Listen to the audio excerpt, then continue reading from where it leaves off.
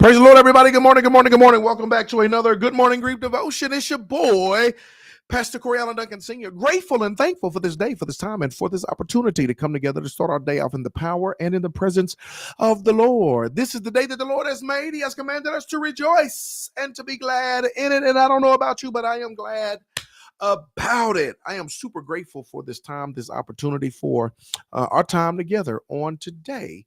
As we lead you in a very special way in today's Good Morning Grief Devotion. This is the daily grief devotion that is strategically designed to help you to navigate through your grief one day at a time. What is grief? I'm so glad you asked. Grief, my brothers and my sisters, it is the natural, normal, and necessary response to loss, change, and transition that results in the expressions of feelings and emotions. Grief is what you feel on the inside. Mourning is how you reveal it on the outside. Therefore, we don't suppress it, but we express it. We don't ignore it, but we explore it. We don't conceal it, but we reveal it. We don't lock it up, but we let it out. That's why we shout good morning, because mourning is a good thing. It's a great thing.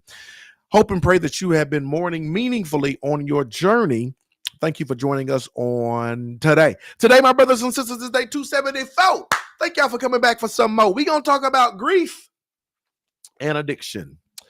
Grief and addiction. It's a wonderful lesson coming off the heels of Recovery Month. We just had the recovery gathering this past weekend, and it was phenomenal. Man, if y'all have not heard Robert Hawkins and his song, The Serenity Prayer, it's live on YouTunes. It's live on YouTunes.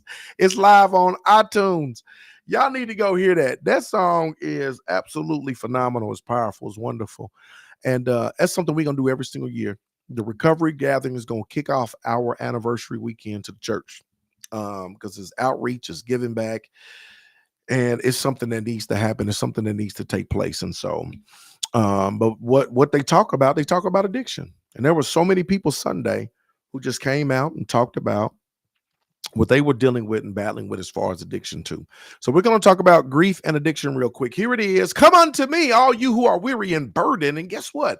I'm going to give you rest. Matthew 11:28. Understand that grief brings a weight so heavy that it can feel impossible to carry. In that desperation, it's tempting to reach for quick relief. Quick relief, right? Alcohol to numb the ache, drugs to escape the thoughts, food to comfort the emptiness, or overwork to drown out the silence. These coping mechanisms may soothe for a moment. They can become chains that deepen the pain. We was talking the other day, and I was saying this addiction, right? We got this saying that we say. We say just a little something. Here it is to take the edge off, right? Just a little something to take the edge off. I was telling Lady Tamika, I said, everybody has problems, pressures, predicaments, pain that we go through. Everybody has problems, pressure, predicaments. We got pain. We got stuff that we go through, stuff that we endure. And when we go through those things, the question becomes, how will we cope, right? Because they just don't go away immediately. They don't go away instantly. So what happens is when we start wrestling with problems, pain, predicaments, and this pressure that we're facing, we need coping mechanisms to help us deal with the problem. We need coping mechanisms to help us deal with the pain. We need coping mechanisms to help us to deal with this pressure. Coping mechanisms to help us to deal with this predicament. And what happens is there are healthy coping mechanisms, unhealthy coping mechanisms. And sometimes when we're going through stuff, we say stuff like, I just need a little something to take the edge off. Just a little something. And y'all, a lot of times, that's the gateway for something bigger. It's the gateway for something darker. It's the gateway for something more destructive. And you got to be careful because it starts out subtle. It starts out real subtle, right? But then it grows. You keep feeding it and it grows to the point to where it's out of control. And we do, right? We'll say, well, we'll go out to, on Friday or even any day during the week, and we'll take a picture of our drink and we'll post it. We'll say, well deserved, right? Just a little something to take the edge off. Much needed after the week I've had, right?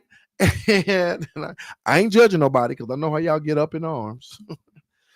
But I'm saying we got to be careful with the coping mechanisms we choose, because what happens is Satan begins to use those to complicate our pain, our problems, and our predicaments that we experience and go through. He will use those to deepen the wound, right? Whether it's alcohol to numb the ache, drugs to escape the thoughts, food to comfort the emptiness, overwork to drown out the silence. They may soothe for a moment. That burger and fries, that soul food you eat and it feels good. Release those endorphins. It feels good for a moment. The alcohol, you take that first sip and then you exhale. Right? It may soothe for a moment. Them drugs, you get high and all your worries go away for a moment. But I said, this is how the enemy traps us up, right? Because his whole thing is steal, kill, and destroy. He's looking for any way he can get in to do just that, right? And he'll use those as opportunities to do just that. They can become chains that deepen the pain. Addiction often grows in the cracks of unprocessed sorrow. Y'all better listen to me. Addiction grows through the cracks, right? Through the cracks of unprocessed sorrow. This is why you have to process your sorrow. This is why you have to mourn and not just grieve.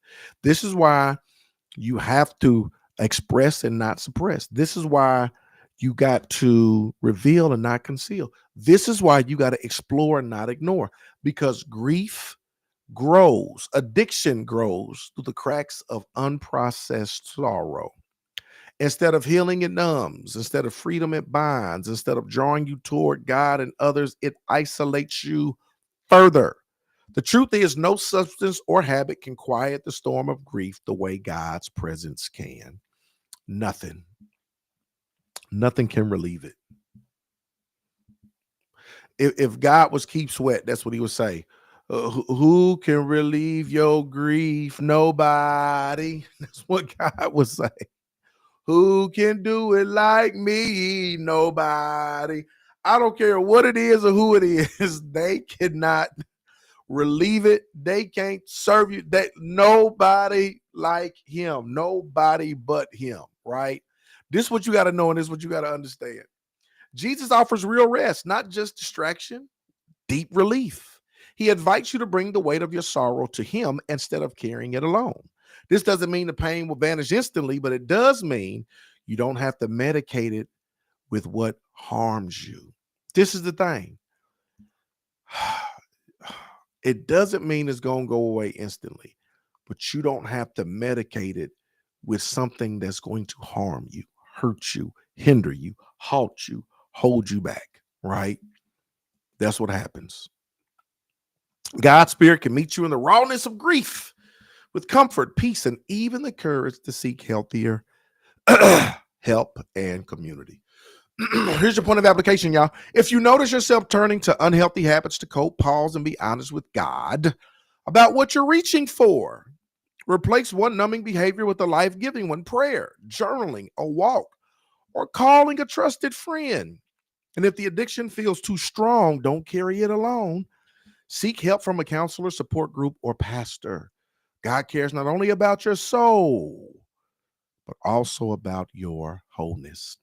Today is day 274. Thank y'all for coming back for some more. We're just talking about grief and addiction. Grief and addiction. Serenity stays on repeat. Well, Devada, I'm telling you, that song, oh God, oh my God, it was so powerful. So powerful. Yeah, I may not have been addicted to alcohol or drugs, but food was definitely my drug of choice. Look, when I tell you, mine too. You hear me? For a season in my life, I went through, and this, thinking back, this was a few times when I went to college. It was grief. I didn't realize it because it was transition. It was lost, change, and transition. I was transition, trying to fit in, this, that, and the other. Didn't know. It was food. It was food. They talk about the freshman 15. I put on 60 pounds in one semester, smashing food, right? Another season of my life, grief, right? Going through a lot of stuff. And that was it. It wasn't drugs. It wasn't alcohol. It wasn't shopping. I wasn't spending money. For me, it was food, right?